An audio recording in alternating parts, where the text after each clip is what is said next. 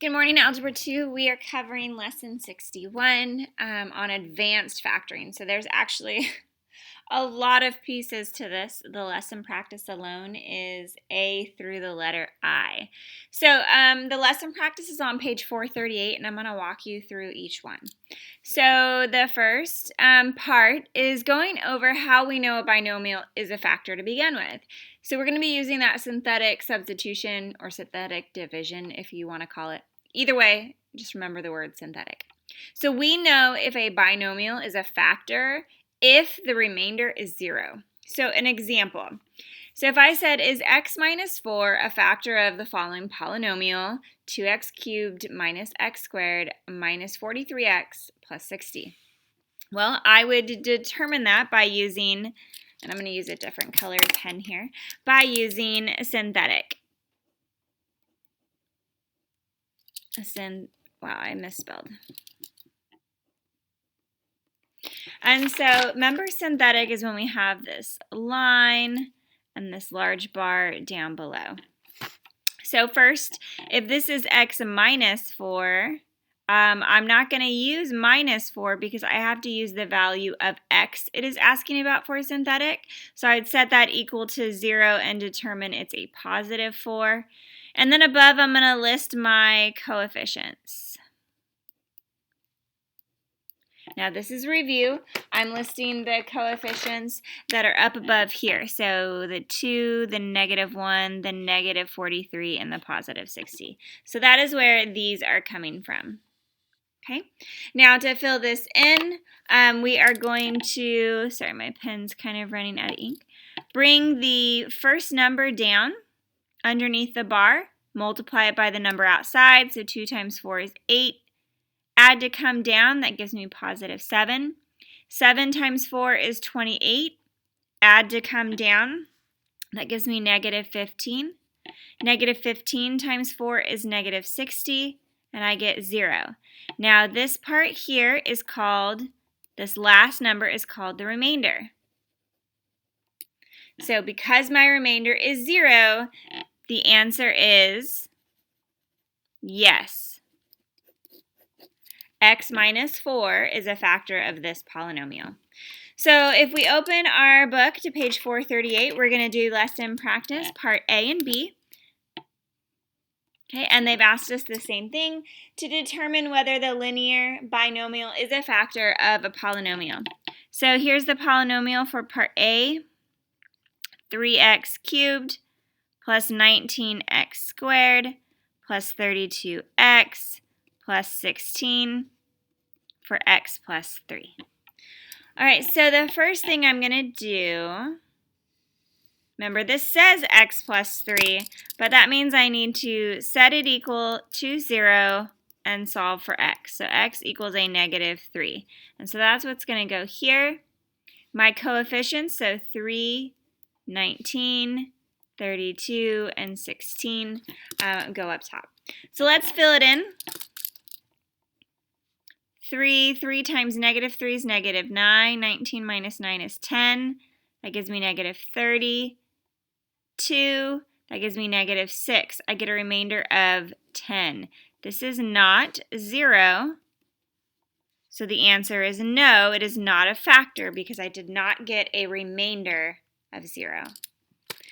Next one from our book from lesson practice. So P of x equals 4x cubed minus 33x squared plus 56x minus 12, and they want to check for x minus 6. So let's set up our house. Let's set x minus 6 equal to 0, so x would equal a positive 6, so that goes here. And then I'm going to fill it in for negative 33, 56, negative 12. If you want to pause the video, fill it in, and then based on your remainder, answer yes or no. So I'm going to go ahead and start it, and hopefully some people have paused it.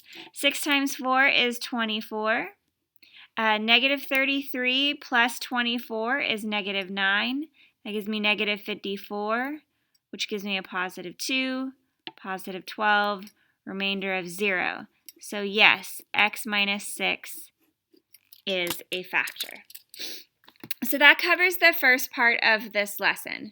The second part of this lesson has to go over two patterns, and you'll see these again in trig if you're advancing to trig, but there are two patterns. It's called the sum and difference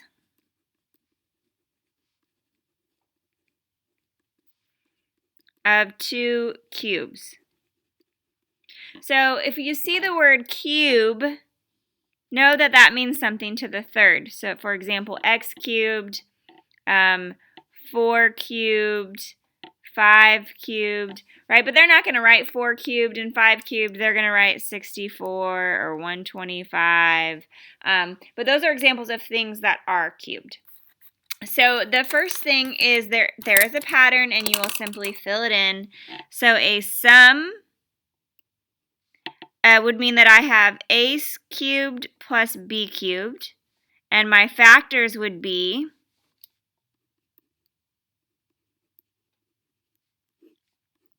a plus b times a squared minus ab plus b squared.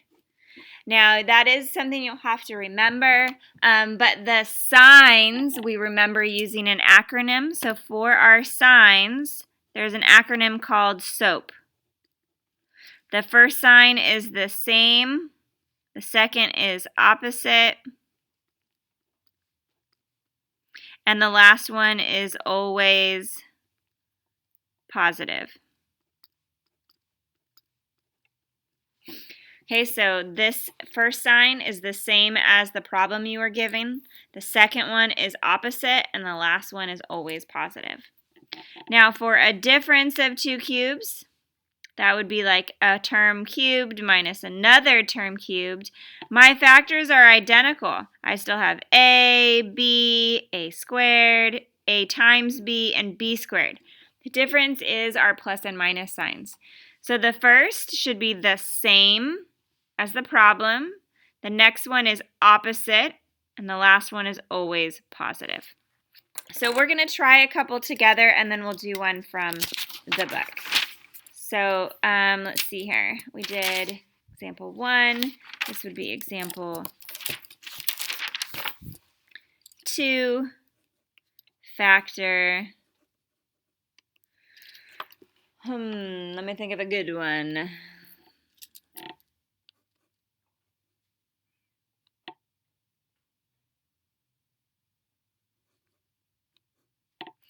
All right, so they're asking me to factor x cubed minus 27. Now, I look at it and I recognize that this first term is x cubed. I've got a minus. And 27 is 3 cubed. So we have just identified our a and our b. So let x be our a and this be our b. So our factors are, remember, I don't know if you remember above, it's a minus b, a squared plus a times b plus b squared. So I'm going to fill that in given our a and b. So a, that would be x minus 3. This should be a squared, which a is x, so x squared, plus a times b, so x times 3 is 3x, plus b squared. So b is 3, so 3 squared is 9. And so those would be our factors. So let's try one more. Well, actually, let's do the ones in the book. So C, 64 minus h cubed. So I'm going to rewrite this and put it in order. This would be negative h cubed and a positive 64. Now, that is neither a sum or difference because of that negative. And so I am going to factor out that negative 1. So negative 1, h cubed minus 64. So I now have a difference of two cubes, right? H cubed would give me h cubed, and a 4 cubed would give me 64. So there's my a, and there's my b term. So there's a, there's b. So my factors would be h minus 4, right? Same. This is h squared.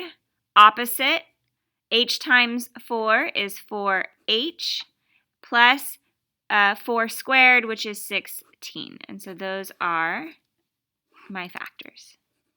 Part D, they gave us a more complex one. So they gave me s to the 6th, t to the 12th, and they did not, okay, minus 125r cubed. So the first thing I'm going to determine is what terms cubed produce this, because I need to know my a and b. So I'm going to start with the 125. I know that 125 is 5 cubed, and r cubed would give me r cubed. So 5r is my b term. Okay, so there's my b term. Now for this one, s squared would give me s to the 6th, because s squared to the 3rd we multiply. So I simply divided 6 by the cube to get 2. So let's do the same for t. 12 divided by 3, this would be t to the 4th. And so this complicated thing right here is our a term. So our factors are whatever a is, so s squared t 4th, minus our b. The next part should be s squared t to the 4th squared. So that would give me s to the 4th t to the 6th. Oh, sorry, t to the 8th. My bad. This next part should be a times b, so that would just be 5r s squared t to the 4th. I wrote it all together. Plus, this last part should be 5r squared. So 5 squared is 25, r squared, and those are my factors. Another one, part E, they want us to factor 8/27 times x to, my factors should include the -1. Oh no, we didn't take a -1 out for that one, sorry. Hold on.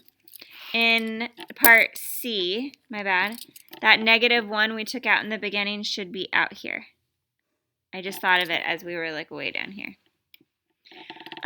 Part E, they want us to factor 8/27 x to the 7th plus x to the 4th. Now I'm going to factor out a GCF of x to the 4th. And so that would leave me with 8/27 x to the 3rd plus 1. Now, I know that might not look like a sum or difference of 2 cubes, but sum means to add. And so I do have an a and b term. So, for example, the number 1 is just 1 cubed. And 8/27, that'd be 2/3, because 2 cubed is 8 and 3 cubed is 27, and that would be x. So here there's a and b. That right here was a GCF. So I'm going to write my factors. 2/3 x plus 1. The next factor, whoops, there should be no squared there. My apologies. The next should be the first term squared, which would be 4/9 x squared. Opposite sign. Then a times b is just 2/3 x plus 1 squared, which is just 1. And then on the outside, we should have x to the 4th, our GCF. All right, moving on with that is, let me get my notes in the correct order. We are going to be factoring by grouping, which I've already taught you. I taught you when I first introduced factoring. So I'm going to write that here. When we have 4 or 6 terms, you should factor by grouping. Now, because I've already gone over it, I'm just going to kind of jump right in. You might not have remembered, so this will be a good review for you. So part F, they gave me the following: xy minus 9y plus 5x minus 45. Now, I notice here that I've got 1, 2, 3, 4 terms. So the way I'm going to factor this is by grouping them. I'm going to group them into 2 equal groups.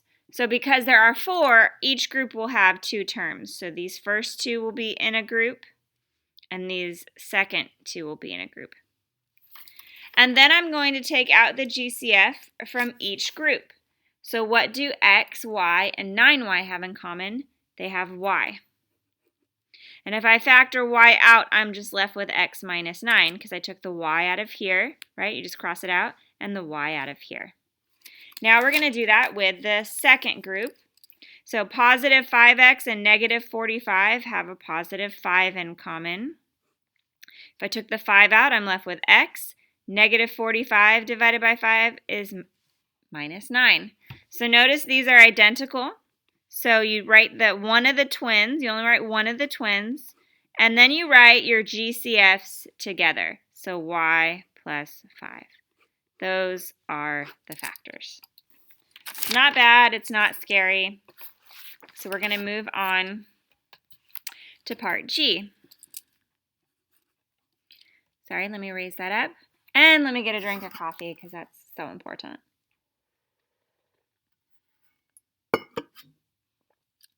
So the next one is I have 4m squared times n plus 12m minus n minus 3. So I have 4 terms, so I'm going to group these. Now grouping doesn't always work, but these do. Okay, so in this group, what do they have in common? Well, I notice 4 and 12 are both divisible by 4, and both terms have a letter m.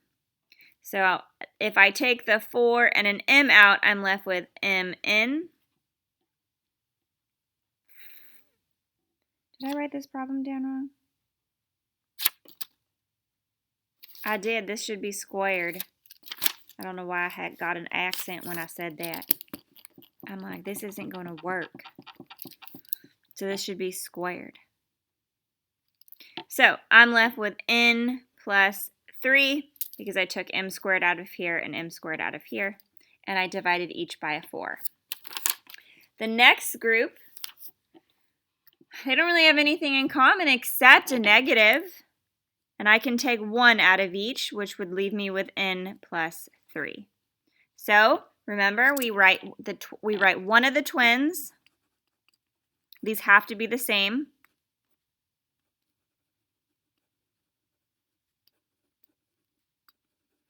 Okay, they have to be identical twins. And then I write the GCFs, write the first one first, so 4m squared minus 1. Now, if I can factor any further, I would, and in this case I can. So I get n plus 3. This is the difference of 2 squares, so 2m plus 1, 2m minus 1. And those are your final factors. Now, next one. H, I told you there are a lot of parts to this section. I have x to the 5th plus 12x to the 4th plus 36x cubed plus 5x squared plus 60x plus 180. Now, in this polynomial, I have 6 terms, so I can actually create 2 groups of 3. And then we'll do the rest just like we did earlier. So what do the first 3 terms have in common? They don't have any numbers in common, but they do have x in common. In fact, I can take x cubed out of each one. So you're going to subtract your x's. So x to the 5th divided by x cubed would leave me with x squared. Right? And if I distribute, they should your exponents should add up to equal the original value. Plus 12x plus 36. Okay, now let's look at the next 3. All 3 here are divisible by 5. So guess what? I get x squared plus 12x plus 36. Sorry, my screen, it times out. Hold on. And so now write one of your identical twins once.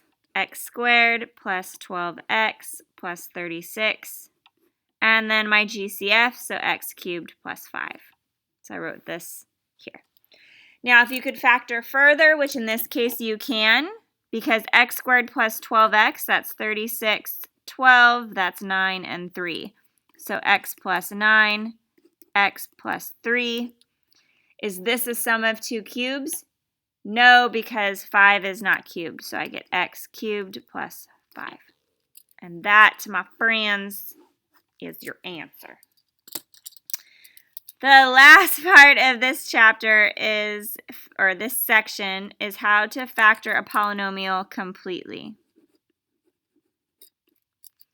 using synthetic. And I don't know why they didn't do it earlier when we were talking about getting a remainder of 0. So I'm going to do one with you, and then we will do the last part of your lesson practice. So let's see, what example number am I on? Example 3. So factor, if I have x cubed minus 23x squared plus 170x minus 400, and they've asked me to divide by x minus 5. So I know it's weird to say factor. Well, this is a division problem. Well, that is why I'm going to use synthetic. So remember, this says x minus 5, so we use positive 5.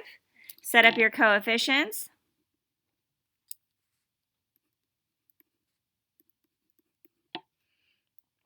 Bring down the first one, so 1, 5, negative, what is that, negative 18.